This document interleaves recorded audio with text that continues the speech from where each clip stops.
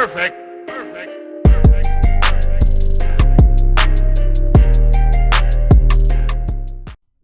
Hello guys, and welcome to episode 7 of our complete beginner tutorial.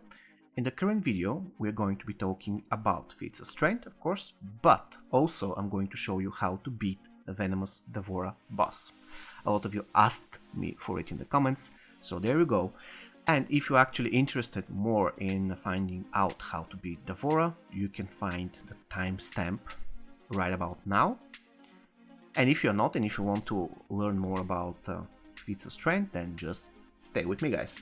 In a nutshell, what Feat of Strength does is, first, it customizes your character, what the character does and says after you win a battle, and the second is it increases the character's stats. So it increases up to 8% of the defense, the attack, the health, the damage, the power generation, and the lethal blow, which in my opinion is the most important thing. If you could manage to increase the chance of the lethal blow of the character up to 8%, that's a big deal. So, in general, let's start with the first thing that you can change, and it is the allegiances. I really don't like this feature. I don't use it because I think all characters look worse when you equip those things to them. You can see now that I have a lock 3 of possible 4. On the 4 you can see the lock, but you can still preview it if you press on the lock and then press on the card. You can see how it looks on the character. The same you can do with victory stance. For example, let's see the ultimate victory stance for Tanya. You just press on the lock and then on the card, and you can see what she does. She hits the screen. And below that, and above the Faction Wars, of course, title, you can see what you need to do in order to unlock this. And in this particular situation, you can unlock it by winning 750 matches in Faction Wars. There's one other way, there's one more way that you can unlock this victory stance, and it is through the rune offering. If you click here, you can see there's cards. You can tap on the card and open it, and these cards are giving you certain tones, victory stances, etc. It's completely random, so you don't know what you can get. You see I got a title for Scorpion, I got a background for Sub-Zero, and I got a victory stance for Combat Club Johnny Cage. If you already have some of those, you sell it for those runes, and in the end of the day, once you get 100 runes, you can open a strength pack, which is more or less the same as the other packs, no difference. However, there's one difference between obtaining the stance from these packs and obtaining it through playing the game using the character, and the difference is that you can unlock the victory stance, but you won't unlock the attack bonus. You can unlock the attack bonus only by playing. So in a nutshell, what I would advise you to do when it comes to characters and Feats of Strength is to check what you need to do in order to increase your lethal blow chance. And it is, in my current case, to perform 25 special 2 attacks, 100 for 4% lethal blow, 500 for 6% lethal blow chance, and 1500 for 8%. That's a huge thing. However, in my opinion, this bonus here is the most important one. Keep that in mind, guys. When it comes to icons, backgrounds, and titles, you can modify them by clicking right here. Go to Edit War Banner. Right now I have this setup, but if I want to change it, I just got a background of Sub-Zero, so let's check it. There you go.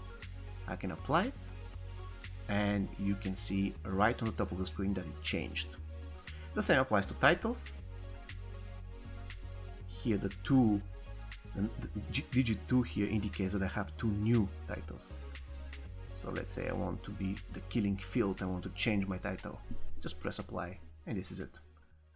Very straightforward, guys. So in a nutshell, this is Feats of Strength. Just remember to check what you need to do in order to obtain the bonuses. All the other stuff you can obtain by opening Rune Offerings packs, and if you are asking me how to obtain those packs, the answer is very simple, just play Faction Wars. You can see they'll be piling up. I don't know actually how many Faction Wars points you need in order to get one pack. I have no idea. But roughly you get between 1 or 2 per hard battle, something like this. So you'll never run out of those packs, don't worry. So let's go to the battle with the boss.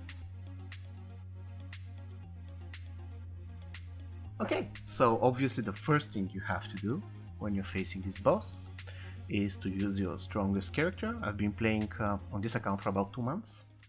However, that should be around 15 to 20 minutes on average per day, so not a lot, and yet I have Fusion 4 Demolition Sonya, and my second strongest character is Fusion 2 Treacherous Tanya. Definitely you can do something similar if you're playing the game for at least, let's say, 1.5 months, and you're playing more than me, of course. Something important to consider is to equip the character, your main character, with Katana, because it increases the damage dealt to Outworlds, and Devora is an Outworld. Now, in a usual boss fight, you have to hit the boss with basic attacks so that you can gain power and execute a special attack. Special 1 or Special 2 or even X-Ray, doesn't matter. In this situation, you don't have to hit the boss. By the way, it is a good idea to get some item for recovery, because you're going to get hit a lot, and if your character is about to die, you can always tag him out, and then the increased recovery will help you generate more health. So if you have a recovery item, that would be awesome.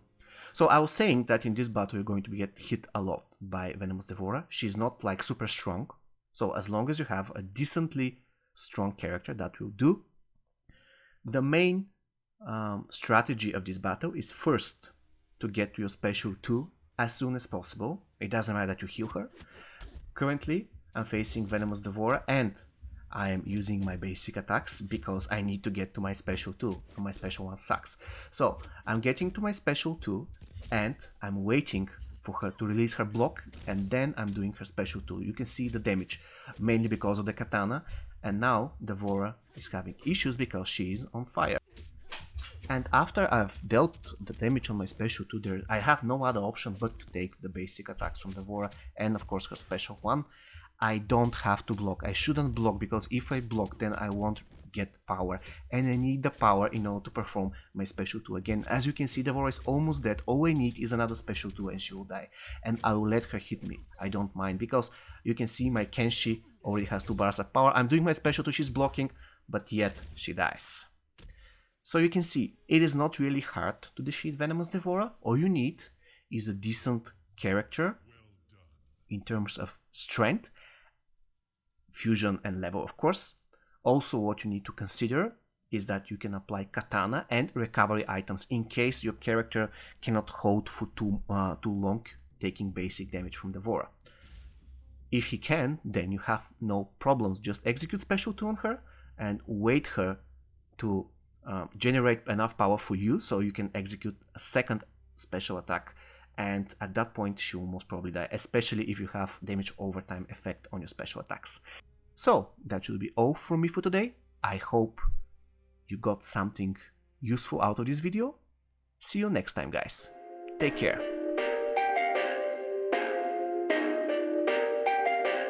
Perfect.